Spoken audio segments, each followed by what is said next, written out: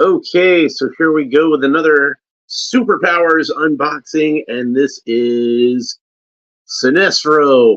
This is another one of those Superpowers figures that I have been waiting on since the 1980s when they first originally announced this line. Uh, originally announced the original Superpowers line back in the 1980s, and I saw there was a Green Lantern figure. I'm like, I hope they do a figure of Sinestro because I think he's just such a cool villain. But they never did.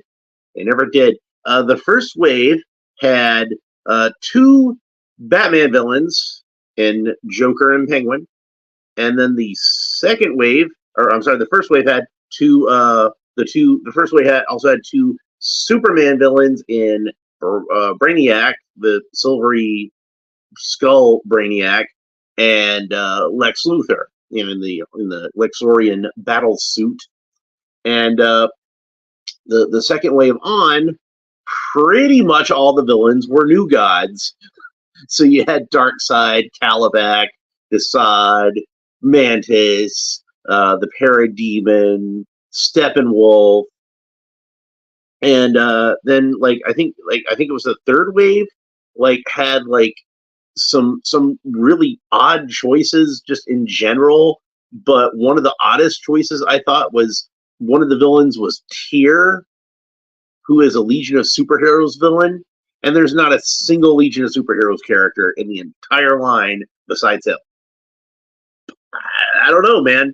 Like unless you count Superman, who was previously Superboy and has now grown up, that there wasn't a single Legion of Superheroes member in the entire Superpower. They didn't even do Supergirl. I don't know, man.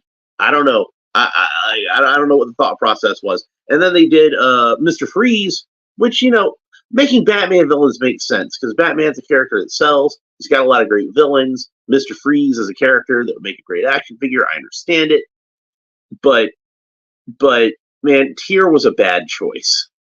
Tyr would have been a fine choice if you had other Legion of Superheroes characters in there for him to fight.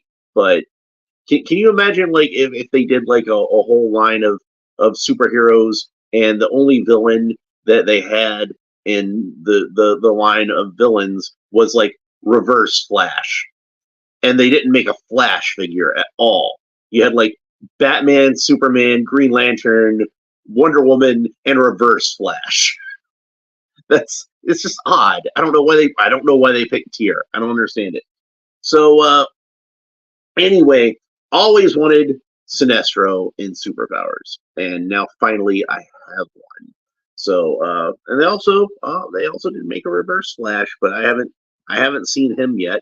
So yeah, here's the cross cell artwork on the back, and you can see there's like a whole bunch of figures now. I used to go through and read off, and you can go through some of my older Superpowers videos. I used to go through and read off the figures that were on the back, but there's just too many of them to do now. But I will say that I do have some of these coming up, which is Justice Lord Superman, Zur-En-Arrh Batman. I have both of these ready to open. I have both of those. Hal Jordan Green Lantern, he's on the way. So hopefully he'll be here soon. And I'm hunting for Reverse Flash, and I'm hunting for that gold Batman. So anyway, here's the artwork that's on the package. This looks like some art we get from the style guide by Jose Luis Garcia Lopez. If it's not Jose Luis Garcia Lopez, it is an artist who is doing a really good job of aping his style. And Sinestro looks pretty buff there, and we can see that they miscolored this highlight on his shoulder. That should be gray, and they miscolored this ring at the edge of his wristband as gray. So they got something colored gray that should be blue, and something colored blue that should be gray. I can kind of understand this muscle, like the highlight there accidentally getting painted blue. I can see how somebody might think that's supposed to be blue. I don't know how they thought that ring at the end of the wristband was supposed to be gray. I don't know how that happened. So, but it's a nice picture nonetheless. And then we have Sinestro inside the bubble. So let's go ahead and get him out. Oh, we'll read the bio on the back first. Okay, so it says Sinestro. Sinestro once served as the Green Lantern of Sector 1417. After being ejected from the Sinestro Corps, after being ejected from the Corps, I'm getting ahead of myself. Sinestro formed the Sinestro Corps, harnessing the yellow energy of fear, not only to combat the Guardians, but also to strengthen the Green Lantern Corps. I kind of feel like they probably could have expanded on some certain things in there. You know, it's like, if you don't really know much about Sinestro, that's not really going to tell you too much about Sinestro. But oh well, let's go ahead and open them up. And the glue seems to be sticking pretty well to this package. I heard it kind of crinkling a little bit, but it actually did hold pretty well when I was trying to peel it off. Let me get Sinestro out of the package. And then we have the lantern. So there's the lantern. And in a second, I'm going to compare this to the Green Lantern that comes with John Stewart. So we can see the differences on that. And then Sinestro himself, he is embedded pretty deeply into this package. But I got him out free from his plastic prison.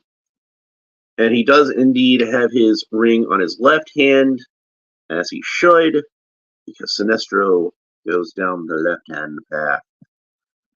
He does look a bit like Satan, doesn't he? This guy looks like the devil, and his name is Sinestro. And people were surprised when it turned out he was a bad guy. The Guardians sure know how to pick him. All right, so here he is next to the only Green Lantern that I have in this line so far, which is John Stewart. They do have a Hal Jordan on the way. Now, Sinestro and John Stewart have fought before, so they are enemies, but I don't think that there's quite the personal enmity between John Stewart and Sinestro as there is Hal Jordan and Sinestro. But even though I don't have the new Hal Jordan figure, I do have the vintage Green Lantern, the original from the 80s, Kenner's Superpowers Green Lantern. So they look pretty good next to each other, do they not? And Sinestro is just a little bit taller than the original Green Lantern. And he's supposed to be a tall guy, so that makes sense. So yeah, let's go over the articulation. So the head rotates all the way around. The arms rotate all the way around.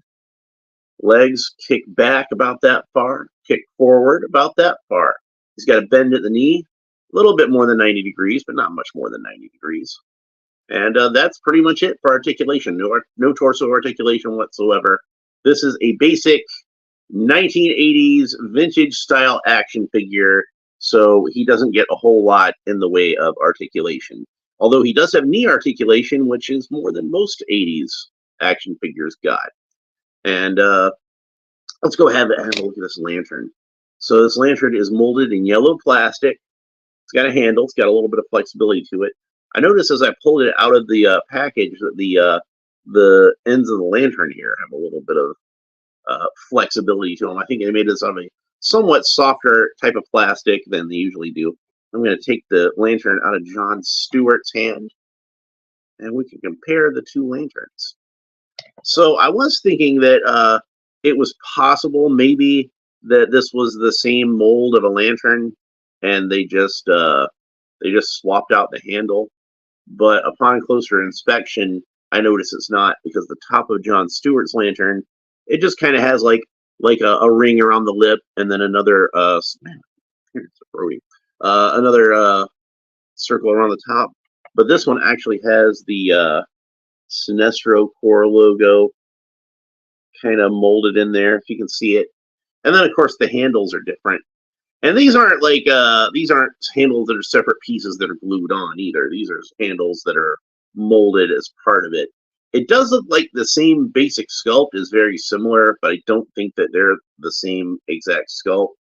You see the ends of the lantern there where the light would shine out. Those are different. Green Lanterns has some ring around it, and the yellow lantern is just kind of smooth. And then the yellow lantern seems like it's a bit bigger in terms of bulk. It's about the same height, but you can see it's a bit thicker. So go ahead and put that back in Jon Stewart's hand. This hand has held this lantern pretty well. I put this lantern in his hand when I first got the thing, pretty much, and it hasn't fallen out since. Like, even with being packed up and being moved and stuff like that. So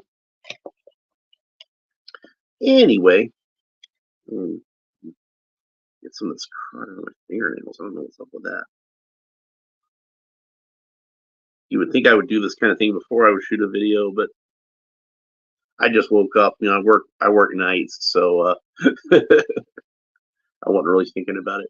So anyway, I trim my fingernails too. They're getting too long. I don't like when they get too long. Then they start to crack, and it's nasty. So anyway, enough about my fingernails. Let's go ahead and get the lantern in his hand, like so. So there he is holding the lantern, and he can charge his ring. Now, originally, Sinestro's ring was supposed to be charged by, like, it would siphon power off of Green Lantern rings. But when they did the Sinestro Corps storyline, they gave him his own power battery. So, and there he is facing off against his arch nemesis, Hal Jordan, the original Silver Age Green Lantern. And, I think one of the best superpowers figures that there is, honestly. So I don't have too many original superpowers left. So I had to sell a bunch of them when I was moving one time, and I wanted to clear out some space, and so I sold a bunch of my toys, and B, I needed the money because I was moving. But I do have Green Lantern. He was actually more of a recent acquisition. So, but he's one that, like, if I was only going to have one superpowers figure, he would be one that I would strongly consider to be my one superpowers figure. Yeah, even more than Batman, because much as I like that Batman figure, that's a perfect Green Lantern. So, yeah, all in all, let's look at the head sculpt.